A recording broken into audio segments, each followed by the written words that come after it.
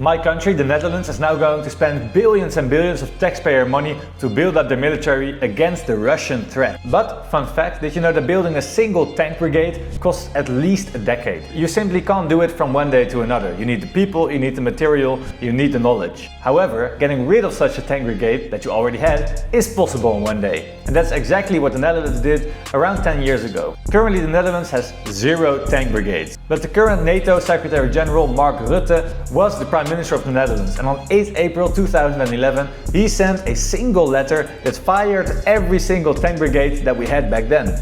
Over 6,000 of experienced personnel was fired in one day. And Mark Rutte, as Secretary General of NATO, is now the foremost person that wants governments to spend more money on defense. So what did the Netherlands do back in 2011? They sold all the tanks they had left to Finland for cents to the dollar. And Finland is now selling the exact same tanks that they bought for cheap back to the Netherlands, for an amount that's around 10 times as high as what they purchased it for. Well, that's easy to reach the 5% NATO norm then, or the 800 billion rearm Europe plan.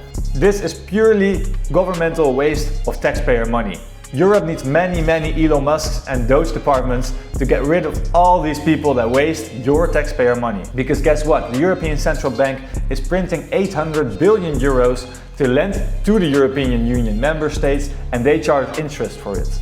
So this 800 billion at some point will have to be paid back, including interest. Guess who's going to pay for that? You, with higher taxes. And interest compounds. It's called compound interest. Over time, it gets more and more until it's simply unrepayable, which means your taxes will forever keep going up and up in the European Union. Follow Mees Wijnands to stay ahead of the news. That's me, by the way.